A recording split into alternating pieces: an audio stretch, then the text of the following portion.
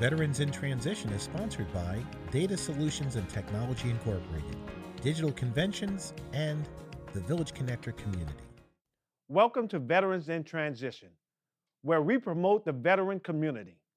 Each episode, we profile a diverse group of women and men who have transitioned from their respective ranks in the military to civilian life, finding employment, entrepreneurship, or giving back to the community. Hi, I'm Rodwell Forbes, the former Garrison Command Sergeant Major of Fort George G. Meade, Maryland. The goal of this program is to share the transition experience and connect with you along this journey. First up, the Health and Human Services hosted Vet Force's third annual Veteran Small Business Forum. The forum focused on contracting opportunities for veteran business owners. Attendees were also able to meet with HHS small business specialists to discuss contract requirements. HHS, Health and Human Services, and there are a lot of contracts to be had with this outfit. It is huge. It takes so much in. It's hard to, it's hard to grasp the range. It is the third largest federal agency after DOD and VA, and then HHS in terms of number of employees and dollar amounts. And it's traditionally been a hard nut to crack for veterans. The U.S. Department of Health and Human Services, or as we refer to it as HHS, annually hosts the Vet Force meeting. So the Vet Force meets once a month, and their meetings are hosted by a federal agency. We allow the veterans to come in and sit and meet with the HHS small business specialist to discuss their business capabilities and how they can support the HHS mission. Do your homework before you come and you meet with us. Ensure that you understand the mission. I don't think that there's any group out here who knows and understands mission better than veteran-owned small businesses. And that's what federal agencies are looking for from you. We're looking for companies who can support our mission. I always recommend that they start with the budget and brief, which is the document where all agencies have told Congress that that is where they are going to establish their priorities. Start there. USA Spending can give you a lot of just free data. You don't have to pay anyone to do the homework for you. Respond to our sources sought, all of the market research, respond to our solicitations, and just show up, come out, just as they're doing today. Meet with us, let us know that you're here, share with us your capabilities, and also making sure that you understand the regulations and the laws that govern your respective programs. Virginia's outstanding veteran-owned small business of the year is Scout Comms, a certified B Corporation. Scout Comms is the nation's leading communications advocacy firm dedicated to providing services that support veterans and military families. I really appreciate this award and the honor. And it means the world to me to be recognized by my peers. I really want to start off with Brian Baker, especially. Brian runs the Veterans Organization, our Small Business Development Center down at the University of Mary Washington in Fredericksburg. He sucked me into his veteran-owned business executive roundtable, which has been just a real revelation to me as a leader. The thing about it, I think most of you know as business leaders, it's a little lonely sometimes, right? Being the boss, being a startup, my wife's here with me. And we started in our basement. I got fired my first job after the Army. I deserved it. Excuse me, I quit. Depends who you talk to. However, like a lot of us, I lasted about 11 months of my first job, just wasn't a good fit. And I found myself in the middle of a recession, not able to find work, came home from an interview, said to my wife, you know what, honey, the phone's not going to ring. We're going to start our own company. She's like, great, what are you going to call us? I said, Scout Comms. I used to be a scout, do comms, Scout Comms, it's genius. She goes, great, go get a license. And so she carved out a space in our basement, and 5 years later, we have about 7 employees. Ironically, we're still in the basement, but it's a colonial mansion now of of an office space down in Fredericksburg. But it can be a very lonely business, being the boss and building something from scratch. And what Brian did and has led and has created for me especially is an opportunity to sit down with fellow business leaders, fellow veterans especially, and just kind of hash things out and have that honest conversation that says, yeah, I did this wrong. What was I thinking? Like, dude, you're an idiot. Don't do that. or share our best practices among us. And if you don't have that kind of circle of mentorship and friendship and connections, I really can't emphasize enough to find one, start one, build one, join ours in Fredericksburg, whatever it may be, because I think it's an invaluable part of my life and the success I've had is the amount of people who paid forward their success and paid it forward to me. And I appreciate Brian, I appreciate Chris and their patience. Lastly, I call myself a B Corp evangelist. If you're not familiar with the benefit corporation movement, Brian's shaking his head because I always talk about B Corps. I stumbled onto the B Corp movement. Many of us who are veterans, we served. I started off at West Point, the idea of duty on our country, the idea of giving back to your nation. And many of us leave the service, and I think we sort of lose that sense of service and giving. And when I started Scout Comms off, we were a traditional PR firm. We were doing a little bit of defense work and others. But more of my work became veterans focused between the Home Depot Foundation, an amazing client, Prudential, GE, TAPS, and just wonderful organizations that came to us. I woke up one day and all my work was focused on veterans organizations. And then I said, well, what is Scout Comms? Who are we as a company? And I discovered this social enterprise idea and the idea that a for-profit business can be a force for good, that there's this missing middle.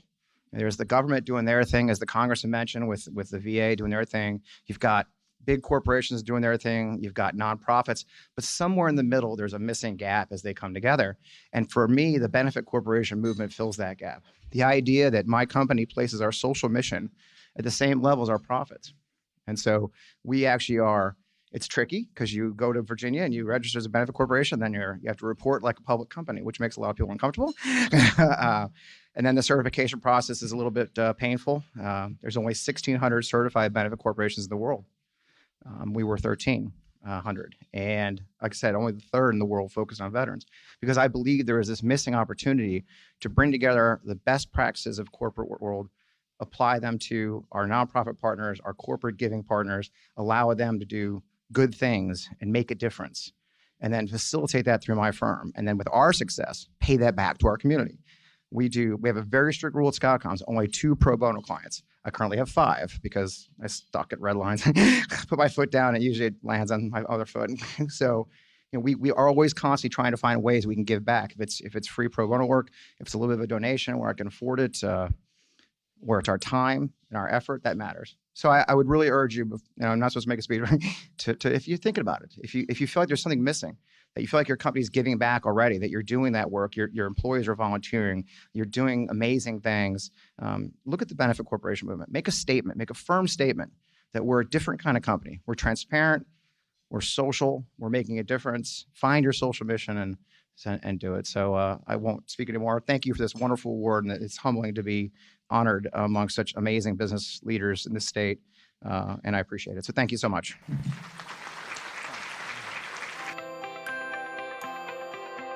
Discovering opportunities for your company can present many challenges with finding those that are the right fit and selecting opportunities that align to your strategic business development plan.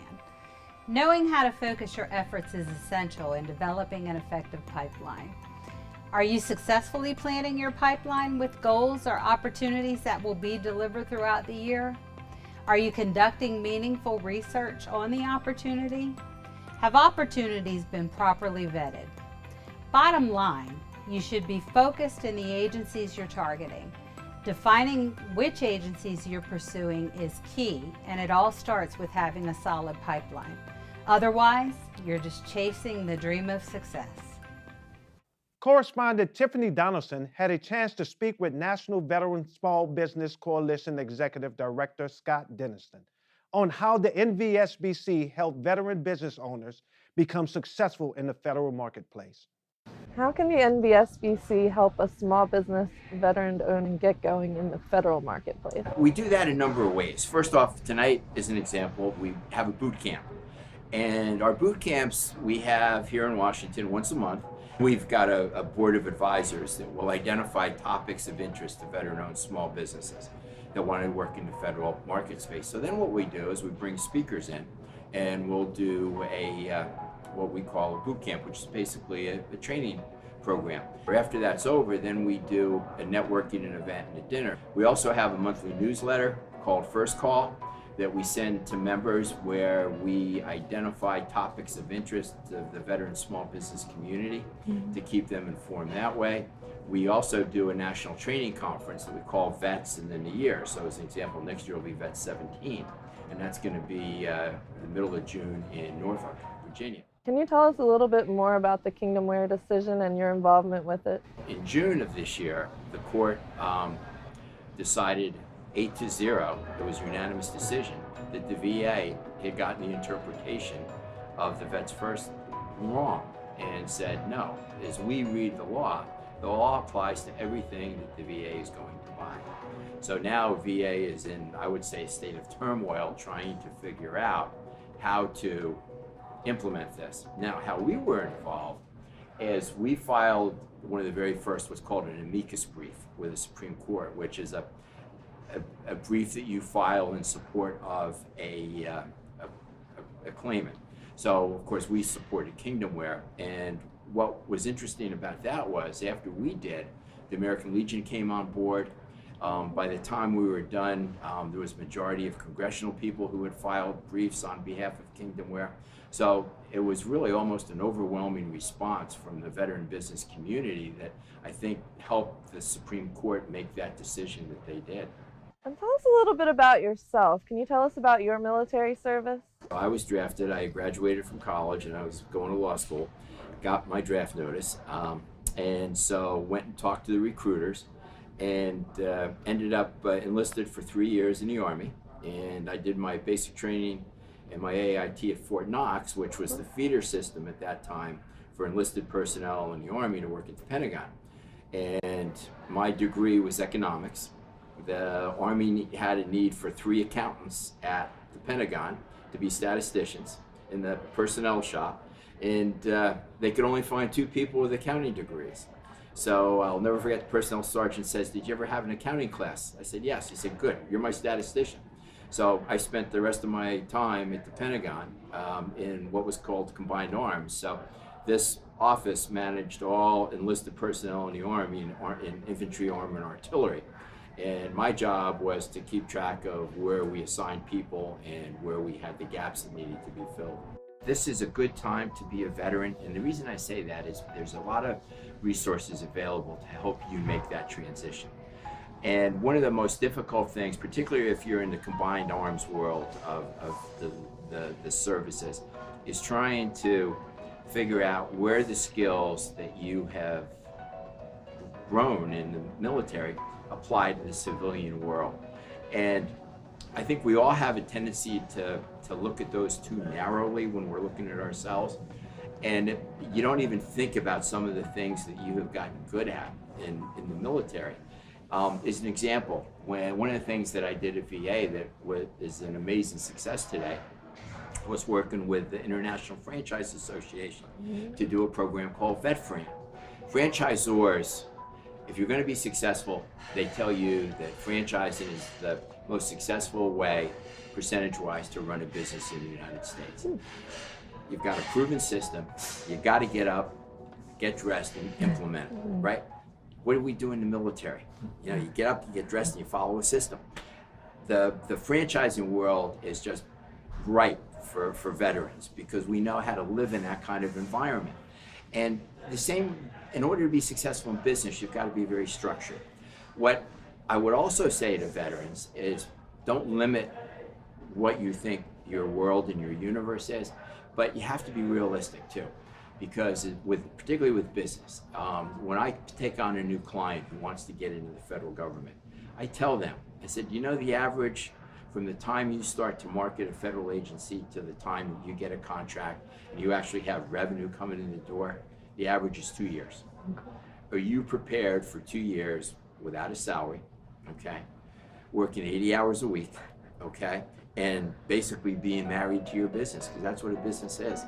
So don't opening a business is not a panacea to everybody, and know what you're getting yourself into. But having said that, it's a great world out there because the whole world is so entrepreneurial today. Vets Talk. What is that really? You may be asking yourself. It's a new monthly speaker series that allows veterans business owners, and resource providers the opportunity to tell their story. So first of all, I'm not praying. And while those little voices in your head is wondering why I'm not saying anything, did you even pray for me? Because we're talking about vets in transition on tonight and Vets Talk. And so we're going to talk. I'm going to talk to you. They told me something like a TEDx. I said, well, you're going to get the TED Extra. Because the thing about transition is you cannot successfully transition if you're stuck in your past.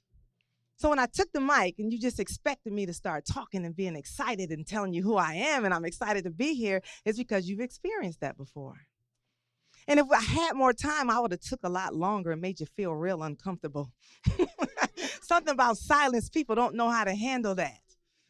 But it gives you great thoughts when you do something different and you have another expectation. Because the reality for us veterans that are in the room sounds like this. You were on active duty, and then you weren't. That's your transition. You were getting BAH, and then you were not. And I got problems with that. I said, if I divorced the Army, I can stand before any judge and say I have become accustomed to a lifestyle. I got problems with that. Don't you think it's a connection between homeless veterans and no BAH? But I had to move beyond that.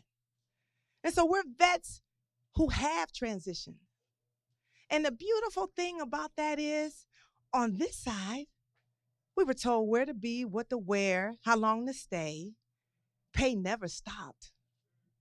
But on this side, you have to be the leader of your own self.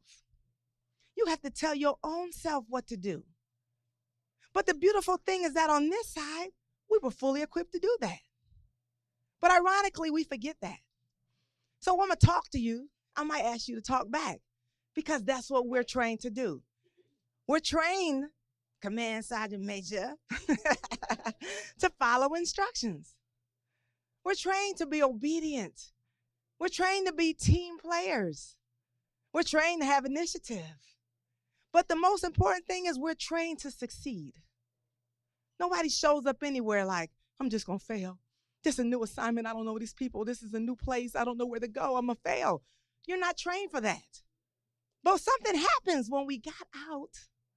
We got around people who do one thing the same way at the same time with the same people for years. And then you walk into that world and they're looking at you like, who are you?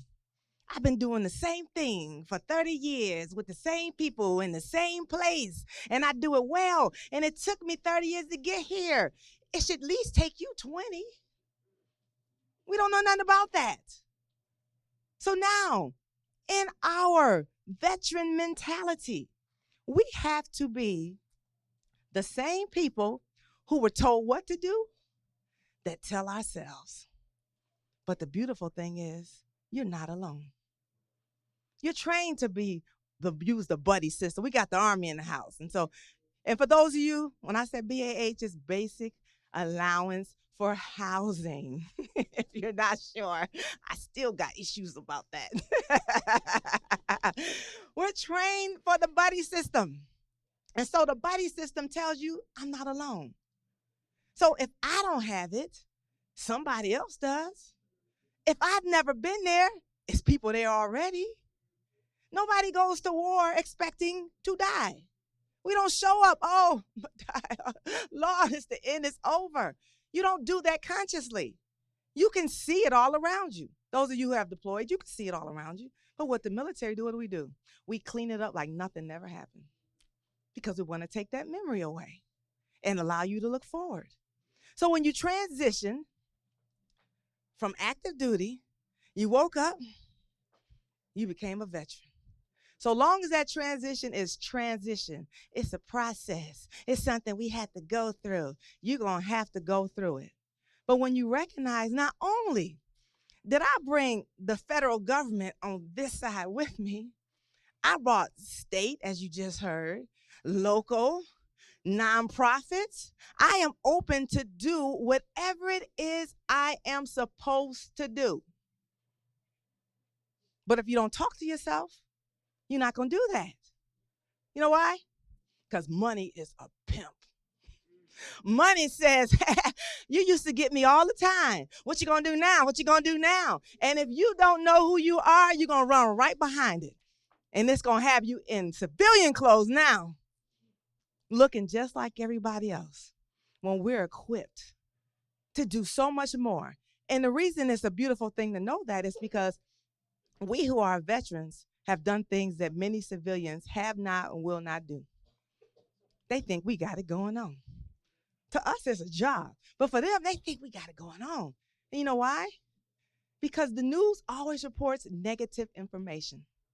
It doesn't tell them about all of the families that we make with unconditional love, all of the places that we go in and clean up. It doesn't talk about the hospitals that we build and the schools that we build and the people that we help. It only reports negative information. So when they hear veteran, they're automatically thinking, they're great because I've never done that. And we did it by choice. So now as we choose to move forward, our vision has to be greater than our past. And so as veterans, we do have to talk. We do. We have something in common, and it's called perseverance. We can go into the unknown and make it known to everybody. We can take sand and build up cities. We're able to do that. That's the best gift that we have by being veterans. It's called faith. I'm a faith person, so I can see faith a mile away. Because you step out sight unseen. And you don't even care about the results because you know they're going to be good. Because somebody else have done it before you. And if they haven't done it, you get to make it new, and they don't know what you're doing anyway, so you can get an award for doing something that's never been done before. We're equipped to do nothing but succeed. As much rank as I thought I had, as powerful as I was, I know what it feels like to be out and nobody knows you, nobody's saluting you. You don't have to be nowhere. And your BAH stopped. It went to 0. And let me tell you why I keep saying that, because mine was over $3,200 a month, and it went to 0 in the nation's capital. And then they wonder why. So I could have been that person sitting there like, what I'm supposed to do? And so on this side, now is our time to shine. Now is our time to be the empowerment of this country. Because everybody in here, if you served, you still serving. Somebody break down on the side of the road in a rain store, you better know it's a military person that's going to stop to help them. We're conditioned to love. That makes us so powerful because we're conditioned to love unconditionally.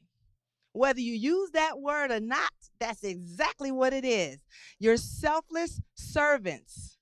And I pray that after today, you continue to be servant leaders who know how to lead me, who knows how to grab somebody else and lead them as well, and take advantage of the federal government that came with us on this side and all the civilians who love them some veterans.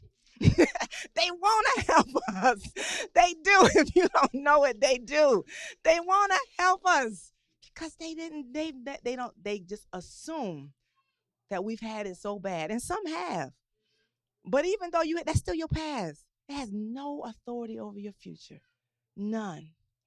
And when you know that, and you become the prophet over your own destiny, it's a good thing. And so as the people come in, and the resource people come in, and they sharing stuff with us, take advantage of it. If you know you want to go back to school, go talk a hole in that girl from Western. I'll talk a hole in her head. How can you help me out? Don't be ashamed, because they really want to help us, because we know how to love, and love is reciprocal. The more you love, the more people want to love you. The more you talk about problems, the more they're going to grow. So we're the solution. And so I pray on today that I have said something to make you actually see yourself doing what it is you're supposed to do. Thank you for your time. And now, I would like to drop a dime on you. D, we are driven to provide relative and pertinent information to you, our transitioning service member. I is for integration. We will connect with you by using multiple media resources such as Twitter, Facebook, blogs, etc. M, we are motivated to help your transition to be a positive experience. And E is for expectation, to help you set realistic goals for your future endeavors. And in closing, I would like to leave you with these parting words. The time is now for you to run into your destiny. What are you waiting for?